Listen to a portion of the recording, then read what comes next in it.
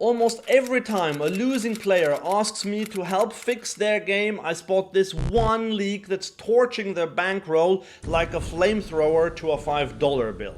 And here's the crazy part. Even winning players are leaving money on the table because of it. Heck, this leak cost me thousands in my early days.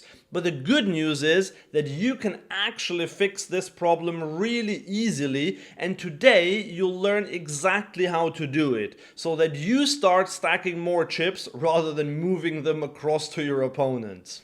Here's a typical example of a hand played by a losing player who's wondering why they can't beat the fish around them. He's playing in a 1-2 live game. The hijack raises to $15, the cutoff calls, the button calls, and our hero has queen 10 offsuit in the big blind. He flicks in the call as well. Flop comes queen 7-4 rainbow. The original raiser bets $30. The cutoff folds, the button calls, our hero calls as well.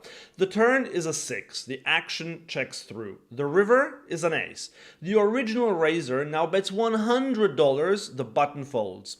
Hero is gutted and finds a fold on the river. The original raiser proudly turns over ace king.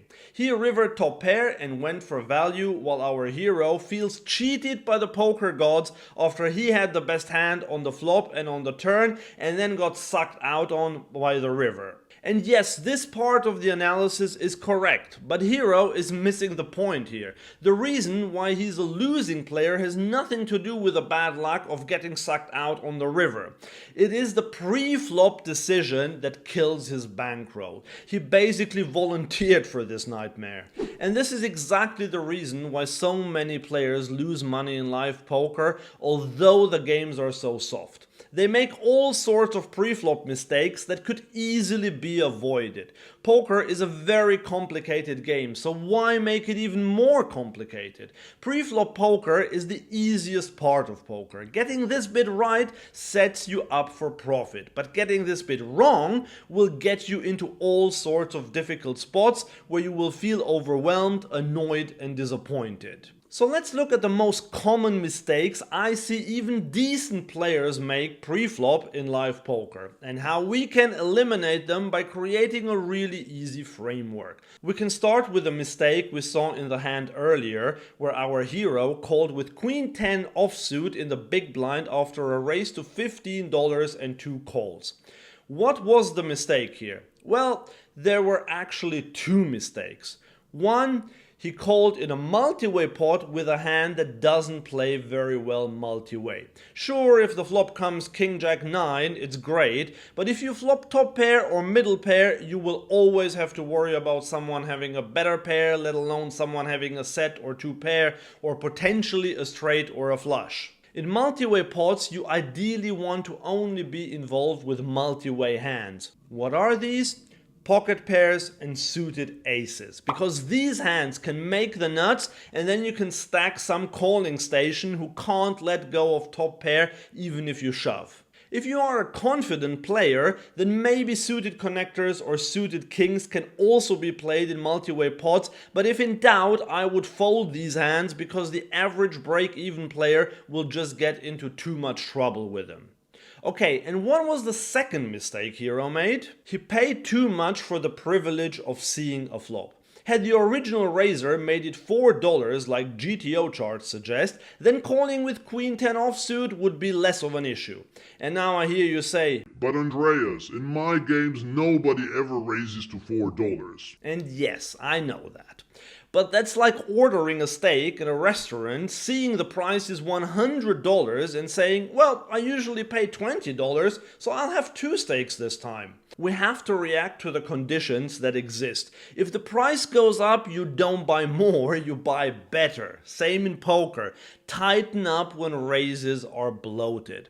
So if someone raises to $15, even though they should make it smaller, the adjustment is not to call wider just because otherwise you would play fewer hands. The adjustment is to tighten up because the price of admission just got steeper.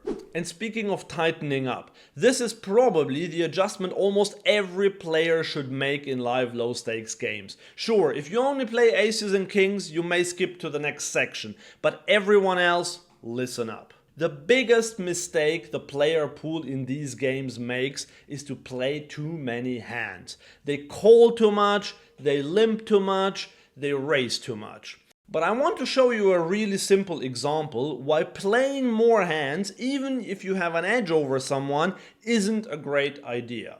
Say you play a very tight style and you make $10 per hour. What you don't normally notice is that you pay around $10 per hour in rake at the same time. If you didn't have to pay rake, your win rate would actually be $20 an hour.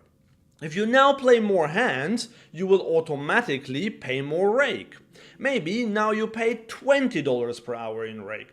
So if you want to just maintain your win rate of $10 an hour, you would now have to win $30 an hour before rake. And you'd have to achieve that with a lot more junk hands because you can't magically have more aces and kings and queens when you open up your range. You will still get dealt the same number of premium hands, but instead you'll have to increase your win rate by making money with hands like King 9 offsuit, 8-6 suited, and A7 offsuit.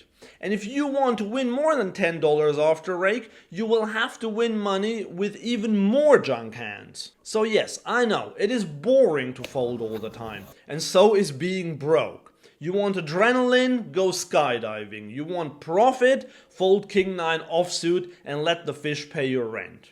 So what hands should you play then? Well, for your open raises, I would recommend sticking to GTO ranges like the ones you can get for free on GTO Wizard, for example, link in the description below. But I would make one small tweak. When you're in early position, I would raise more pocket pairs than GTO suggests, and I would reduce hands like Ace-Jack offsuit or King-Queen offsuit. The reason is that you will most likely go multi-way to a flop, and then I'd much rather have a small pocket pair that can hit a set than Ace-Jack offsuit that might flop me a top pair when I'm up against Ace-Queen or 2-pair. And what hands should you call with after someone raised? Well, that's exactly the point. Most of the time, you don't want to call at all. One of the big breakthroughs in my win rate was when I stopped calling bets randomly with hands like Ace-Jack, 10-9 suited, or King-Queen offsuit. Instead, I now follow a strict 3-bet or fold strategy in any position except for the big blind. If I have pocket 8s and someone raises in early position, I usually decide if I want to 3-bet for value or fold. There are two exceptions to this rule though. One, when I'm in late position and the blinds are weak passive players. I want to have them in the pot, so it's better to call. And two, when I anticipate that the pot will go multi-way and I have a multi-way hand like a pocket pair or a suited ace. But other than that, I will only 3-bet or fold. What this means, however, is that you will need to have a good strategy to play 3-bet pots. But you're in luck there, because I'm putting together a short workshop where you can learn how to become the boss in 3-bet pots. I'll teach you exploitative strategies specifically designed to crush 1-2 and 1-3 live games and to increase your win rate. If you're interested, sign up to the waiting list in the link below, and I'll let you know when it's ready. And you'll even get a discount if you put your name on the list. And in the meantime, if you want to find out how to improve your regression in live poker, then click on this video here.